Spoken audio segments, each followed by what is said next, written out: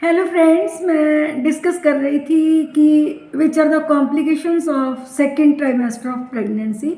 तो last videos में मैंने आपको डायबिटीज़ ड्यूरिंग प्रेगनेंसी में कॉज, सिम्टम्स और उसका डिटेक्शन कैसे करना है और सो कॉल्ड उससे हमने प्रिवेंशन कैसे लेना है और कौन कौन सी कॉम्प्लिकेशंस फीमेल को आती हैं और कौन कौन सी कॉम्प्लिकेशन जो है वो बॉम में जो बेबी है उसको आते हैं, इन सभी के बारे में मैंने डिटेल से बताया था। तो आज के वीडियो में जिस सिम्टम को हम बिल्कुल माइनर सा समझते हैं, that is also the complication of second trimester of pregnancy. और आज मैं आपसे बात करने जा रही हूँ ब्लीडिंग गम्स के बारे में। अक्सर लेडीज़ हमारे पास आती हैं तो उनके जो गम्स होते हैं वो स्वोलन होते हैं और दांतों से खून आना शुरू हो जाता है। तो हमें इसको भी निगलेक्ट नहीं करना होता, क्योंकि डाइजेशन हमारी मुंह से ही शुरू होती है, तो केयरफुल रहना होता है। तो ब्लीडिंग गम्स के कुछ सिंपल कॉजेज़ होते हैं और कुछ विशेष कारण होते हैं। सिंपल में तो अगर लेडीज़ ओरल हाइजीन ना रखें, ज़्यादा करके वो अपना चीनी की या स्वीट चीज़ों की इनटेक ज़्यादा करती हैं, और इसके साथ साथ ये तो साधारण कारण है, लेकिन मेजर में जो हार्मोन्स हैं ईस्ट्रोजन एंड प्रोजेस्टेरोन, उनकी शफलिंग से जो हमारे गम्स हैं वो स्वोलन हो जाते हैं।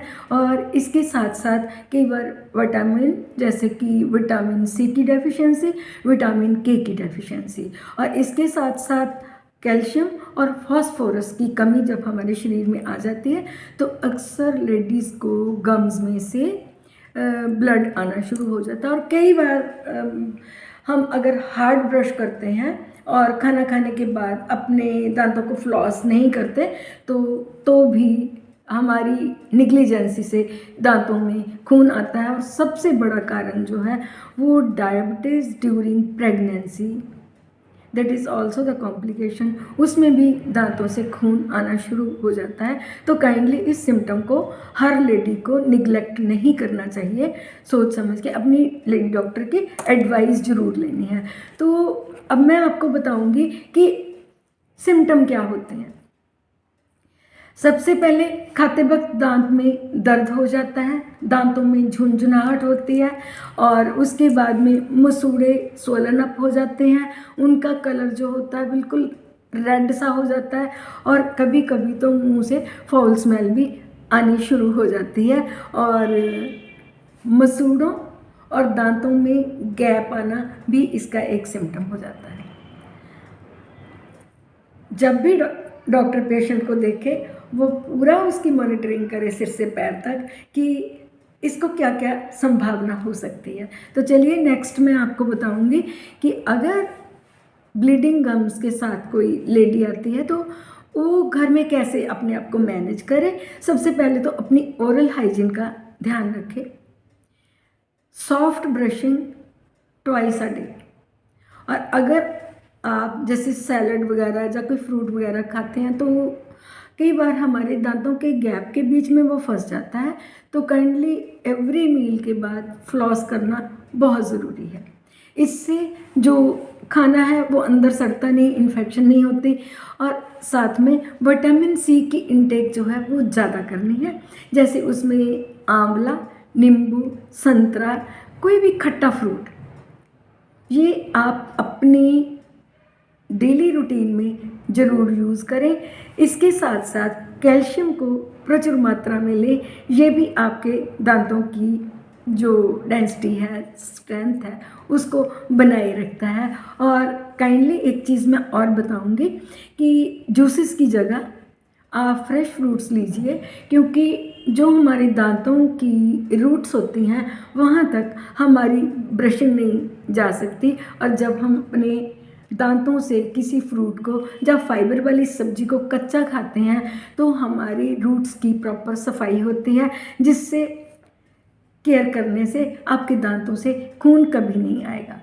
तो काइंडली आप समय समय पर अपनी डॉक्टर को चेकअप भी करवाएं, और ज़्यादा स्वीट चीज़ें जैसे मिठाइयाँ हैं, ज़्यादा चीनी है, इसका प्रयोग अपनी डाइट में ना करें।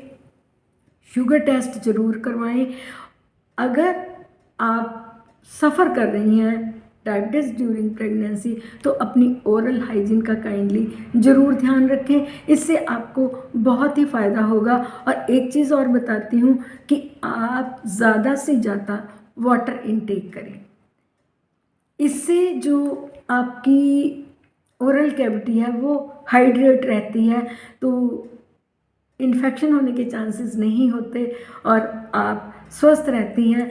आप अपने लिए और अपने वोम में पल रहे बच्चे के लिए अपने हर स्टेप पे सुरक्षा करने की डॉक्टर के साथ साथ खुद भी ज़िम्मेवार हैं। तो अपना बहुत ध्यान रखें और स्वस्थ रहें, क्योंकि ये प्रेगनेंसी का पीरियड जितना सुखमय है इसमें उतने ही स्टेप जो होते हैं पेचीदा भी होते हैं। तो हमें अपने डॉक्टर के साथ ज्वाइन होके अपनी खुद रक्षा करनी है। तो काइंडली आज मैंने जो आपको पॉइंट्स बताए हैं आप उन पे ज़रूर ध्यान दें।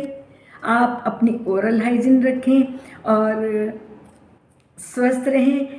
अगर आपको मेरा कंटेंट अच्छा लग रहा है तो काइंडली मुझे सब्सक्राइब ज़रूर करें। Thank you very much for watching my video.